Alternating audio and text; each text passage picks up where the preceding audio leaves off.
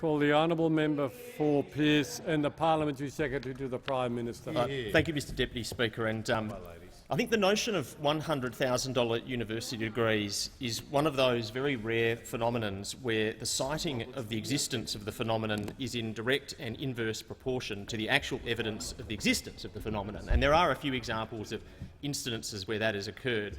But why I know that's definitely the case here, Mr Deputy Speaker, is that the proposition and the point of this MPI from members opposite is that deregulating the tertiary education sector would force universities into a position where they would charge $100,000 for degrees. And we've heard 15 full minutes from members opposite.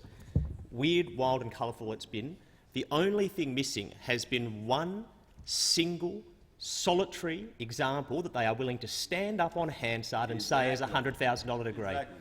Where is it? Let the record determine that that was silence. I heard One single example. Ah, that is interesting. That is interesting, isn't it? So let's just look at that. Let's look at that head on. So UWA, and this is the official UWA publication outlining what the degrees is. UWA is offering future students the opportunity to obtain a 3-year undergraduate degree from one of the world's top universities for less than $50,000. Was that right? Is that right? You can't become a doctor or a lawyer by only doing a single undergraduate degree. Well, I know that your maths is average, but let's put this to you.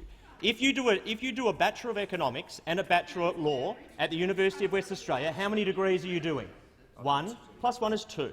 If you do a Bachelor of Laws at Curtin University, when you have the ability to do that as an undergraduate, how many degrees are you doing at Curtin University? Well, that would be 1. And I'd taken it to mean, when you had advertised quite unfairly that there'd be university degrees would equal 100,000, that you weren't adding up 4 or 5 or 6 university degrees. I mean, it is absolutely ridiculous, and you fail at the first hurdle. And look at this. I mean,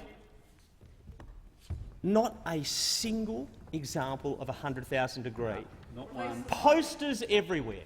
Posters up and down the corridors. Not a single example. The only other phenomenon, Mr Deputy Speaker, that I can think. Go through Bachelor of Laws. Oh, you know, is that QUT? Yeah, I mean the Bachelor of Laws at QUT, in all their scenarios, is either under or just over $50,000. This is the officially released costings of the university. You know what the best modelling to determine what a university fee is going to be? That's the modelling that the university provides to the students who will be paying the fee. I mean, you'd think it's pretty reputable modelling. I certainly think it's more reputable than silence. And the ridiculous thing here, Mr Speaker, is that university after university have come out and said that the notion of $100,000 degrees is simply absurd. QUT. At a minimum, we must maintain our current university funding levels and directly link any increase in fees to educational improvements. In the 15% reduction scenario, which I believe was the one they favoured, the lowest total fee for a course over 3 years is the Bachelor of Nursing at $29,200, and the highest 3-year course would be a Bachelor of Business at $39,100. They publish what the fees would be. The University of Western Australia, undergraduate fees at about $50,000 from a Go8 and a top 100 world university. The Group of 8, modelling of likely fees in a deregulated system, Business $59,000, Humanities $42,000, Social Studies $42,000, Psychology is $59,000, IT $44,000, Visual Performing Arts $44,000, $36,000 for Performing Arts, Mathematics $38,000, $29,000 for Foreign Languages, Science $38,000. Again, one needs only imperfect math to see that they all fall well short. Indeed, mostly by 50% of the $100,000 mark. I can only think of a few other phenomenons where there is such an inverse proportionality between the citing of the existence of the phenomenon and the actual evidence for it. This is the Bigfoot of political debate. And there are still people out there.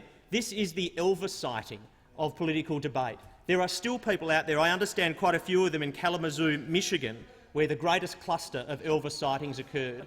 And I tell you that it's a great and sad thing, because it would have been Elvis's 80th birthday on the 1st of August of this year. But the sad and real truth is that Elvis doesn't exist, and yet this myth of sightings of the great man lives on, even though the evidence is zero.